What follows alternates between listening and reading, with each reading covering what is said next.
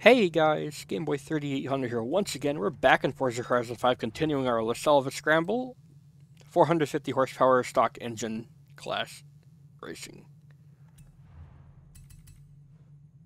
Last time out, the Dodge Charger almost won, but I was just having a skill issue and kept bonking walls.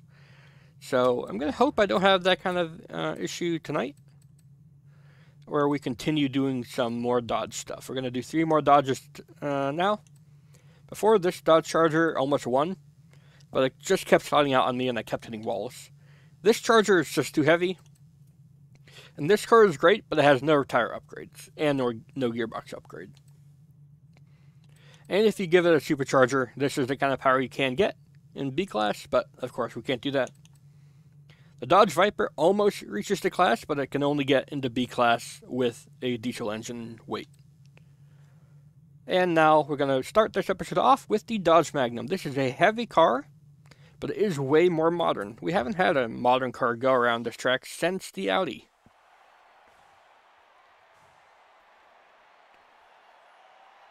So this was a somewhat difficult car to build too. Stock engine is pretty okay.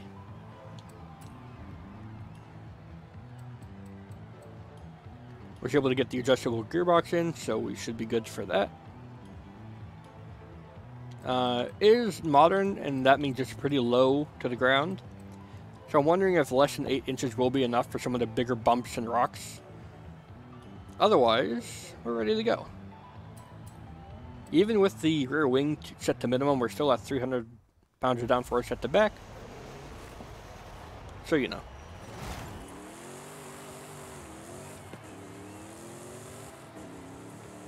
This does have one of the good sounding V8 notes. Nice to see.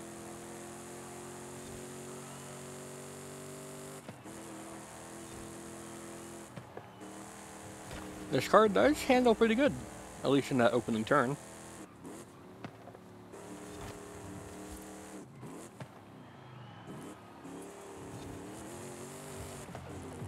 I don't think I have race brakes on. And maybe on stock brakes or sport brakes at best. But I still felt like I stopped pretty good there.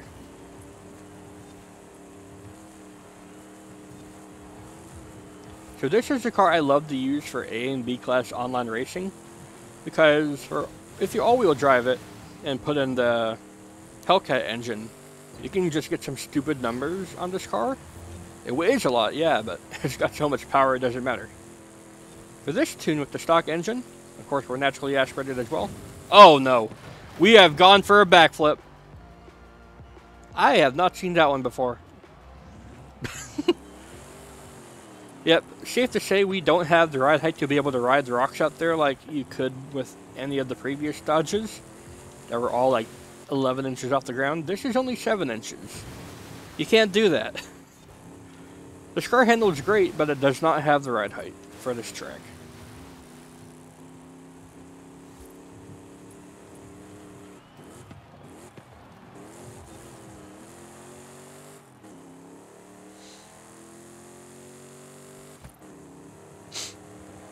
Yeah, that's a new one. We haven't seen that before on this track. We've seen cars go visit the trees, but never to that extent.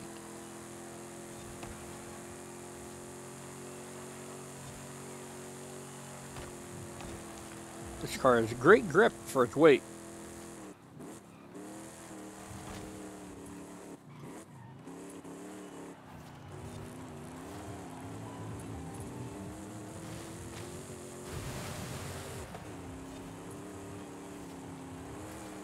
The back end does like to wash out if we push it though. I need to keep that in mind. You saw we were ahead and now we're not because of that washout. So I need to gain some ground back and not hit the rocks on the outside. Safe to say this car is not good at handling that. I actually like this car's stock gearbox a lot. 5th gear is pretty short. You can actually get some speed out of it. Normally 5th gear in these cars, it's just an overdrive gear, so you lose engine speed. Here though, it seems to keep it.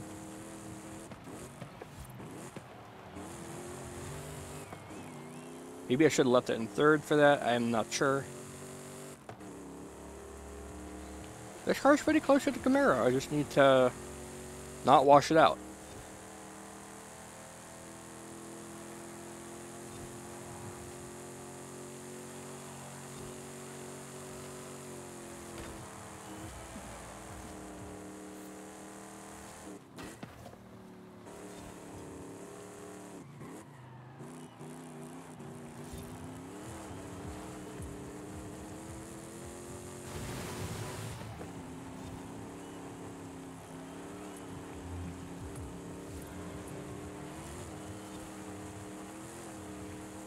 And trying to not wash it out, I am going wide.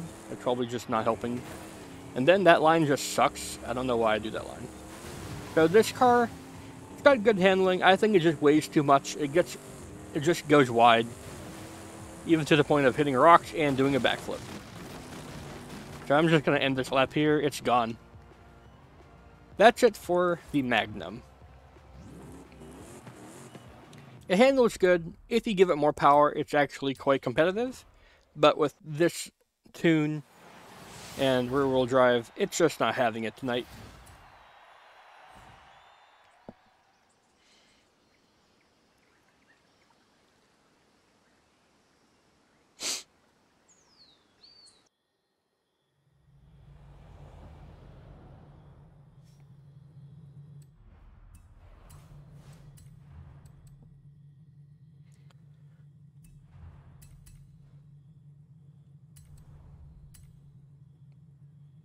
Back in we go.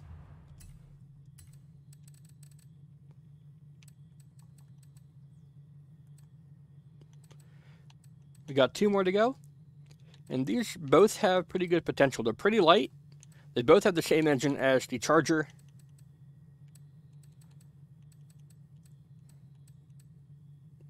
And the Coronet, I've seen some people try to use this even in the online races. So does that mean it's actually going to be OP? Or were they just trying it out for the sake of trying it out? I don't know.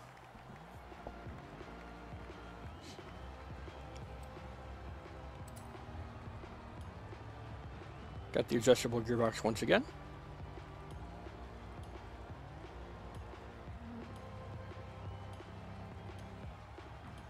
This car has race brakes and some pretty high suspension. So, all that being said, I think we should be doing pretty well.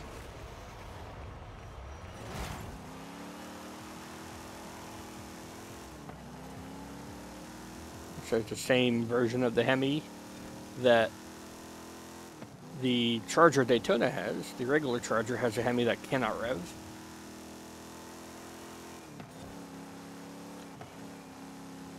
So this is effectively just a lighter Charger Daytona, I've noticed. It does not have the Charger Daytona's handling though, oh my.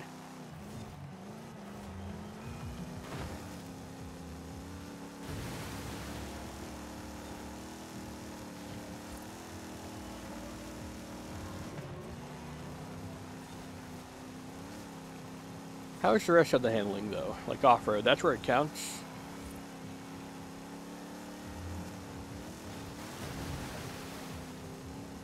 Trying to hop across that water as much as I can. Because even though this is a big heavy muscle car, it still does get dragged down by water.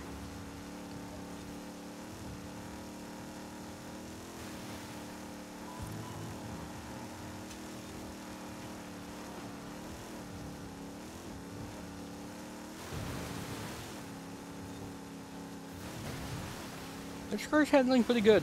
I'm noticing the speed is not super high though.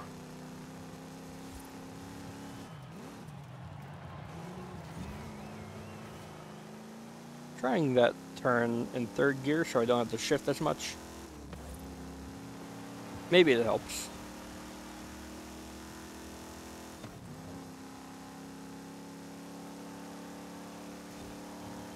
That Camaro still has more speed. I guess that's what a supercharger does for you. We get more top end.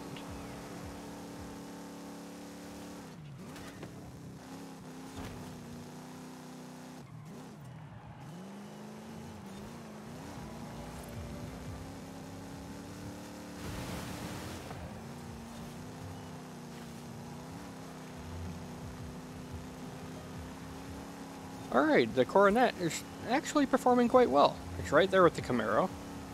It's not washing out like either of the Chargers. Coronet doesn't have as much maximum top end as the Camaro because it's supercharged.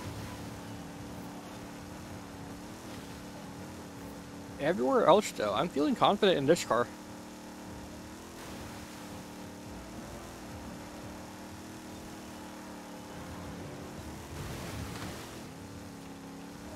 I'm afraid of turning in too tight to just start drifting and lose even more speed. That's where I'm losing time.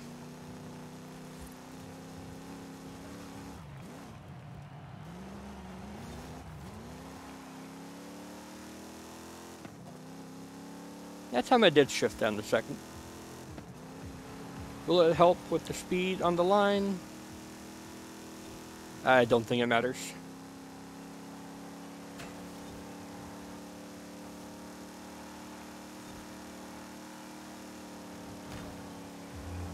Now that the tires are warmed up and stuff, we are actually getting some good handling out of this Dodge.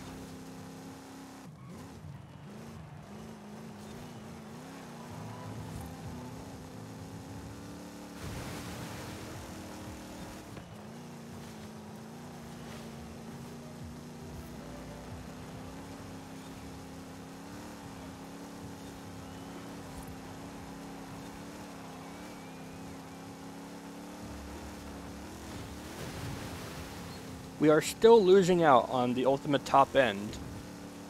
I can't really say why other than, you know, we just don't have any boost. That's my only guess. Like, we're light, and we have a lot of power. And we have okay grip. Just don't have enough of any one thing in this car.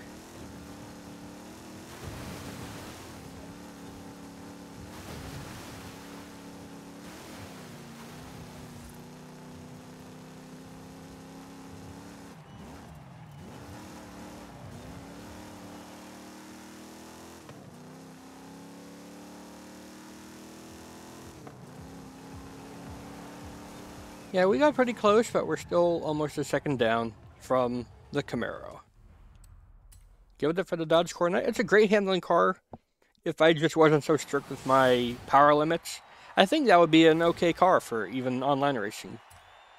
But with this rule set, it just doesn't have it.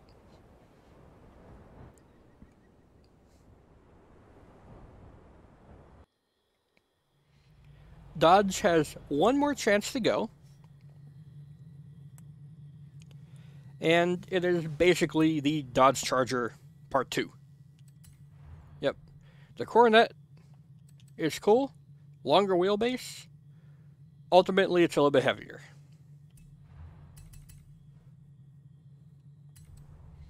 How about the Challenger?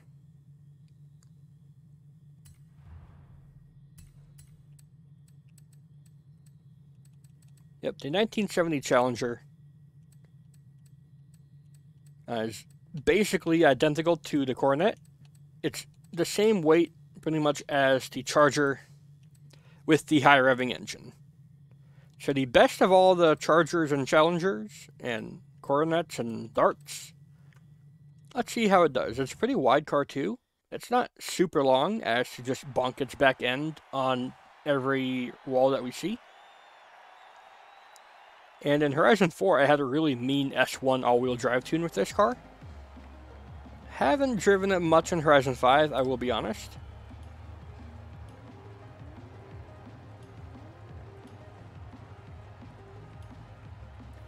But if it's anything to go by, hopefully we'll have a pretty good car here.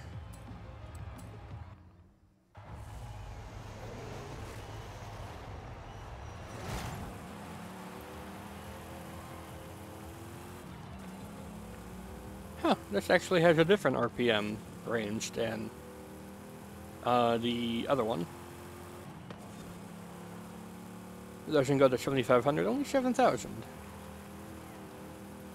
What is the difference between all these engines? They're supposed to all be 7-liter Hemis, right? Or 7.2-liter Hemis. Or Magnums, whatever they're called back then. But why are they all slightly different?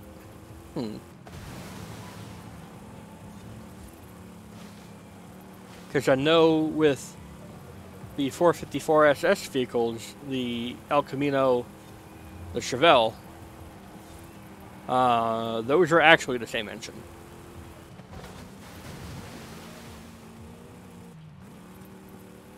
I'm not sure what gear to leave this engine in. 3rd or 5th? Or 4th? We're at the top of 3rd for a lot. But through that water section back there, we dropped down really low. Not that time. This car is just confusing me. Granted, that's not hard to do, but still.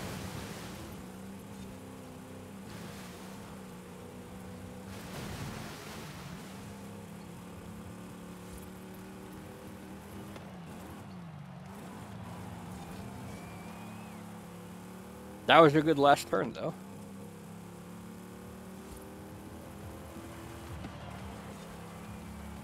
Pretty fast across the line here. Do I need to shift to 5th? I'll try not to.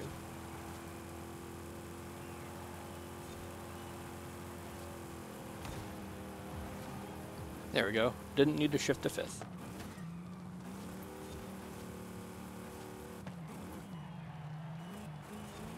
A little bit deep for that turn. Can I get a good exit? Not necessarily. Dang it.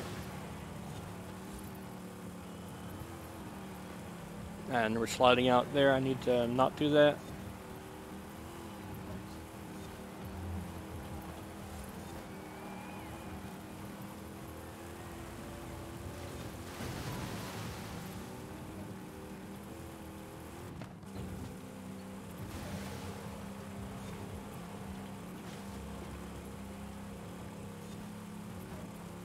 Yeah, I'm really not sure what the best gear is for this track.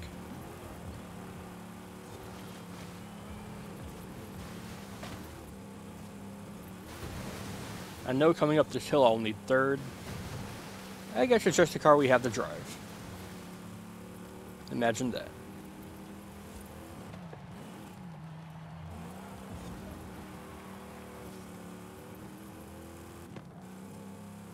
Oh, we're very close to that Camaro.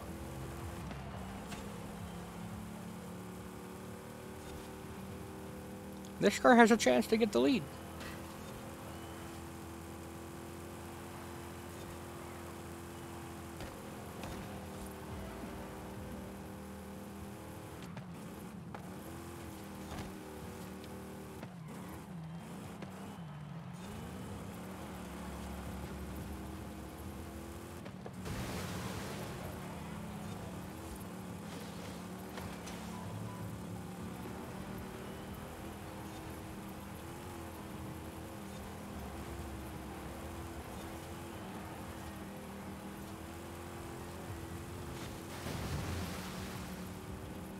We're doing pretty good so far. I like to shift over that little jump there so I don't lose any wheel speed.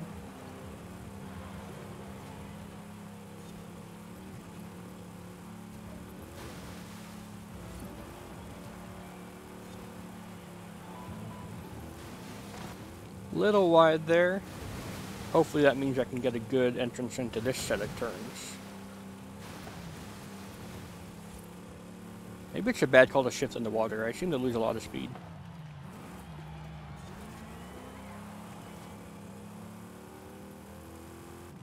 I did not have a good final turn there, but it does not matter. The Challenger is going to get the victory by half of a second. A 28-0. That's all that we needed. And that's all that we got. Good job, Challenger. I knew that's what the Charger could do. I just didn't have the control in the previous car.